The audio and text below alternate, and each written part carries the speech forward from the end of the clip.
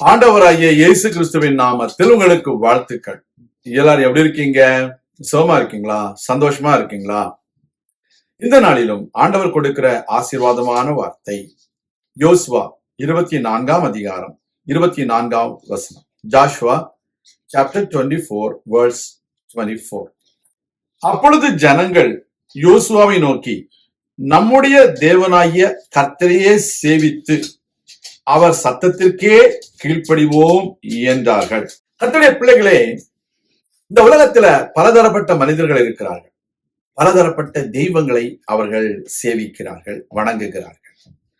நீங்களும் நானும் ஆண்டவராகிய இயேசு கிறிஸ்து என்கிற மெய்யான தேவனை நாம் சேவிக்கிறவர்களாக இருக்க வேண்டும். தலைவராகிய யோசுவாவின் கீழ் ஒரு கூட்டம் மக்கள் இப்பொழுது ஒரு தீர்மானம் எடுக்க வேண்டிய சூழ்நிலையில் இருக்கிறார்கள்.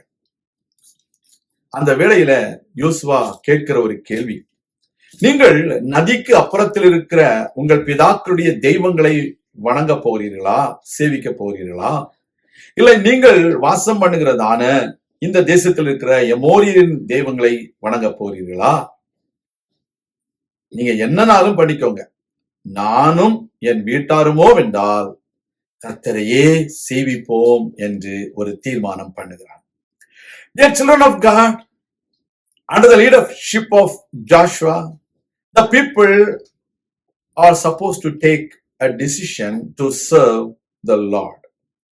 Whom they have to serve? It is the question. Joshua is giving three options. One, are you going to serve the gods with the lowercase g beyond the river, or the gods of the people, the Amorites in this land, or are you going to serve the living God whom I serve? He says, as for me and my household, we will serve the Lord Yahweh. Today, we are in a position to take a right decision in our life. We need to serve the Lord Yahweh. The people agreed with Joshua.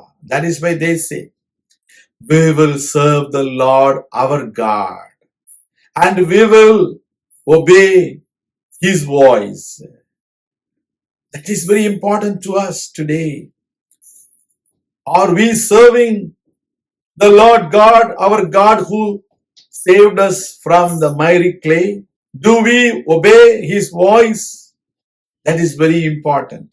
இந்த உலகத்துல உளையான சேற்றிலிருந்து நம்மை தூக்கி எடுத்த ஆண்டவரை நாம் சேவிக்கிறோமா? அவருக்கு நாம் கீழ்ப்படுகிறோமா? கொஞ்சம் யோசித்து பார்க்க வேண்டும்.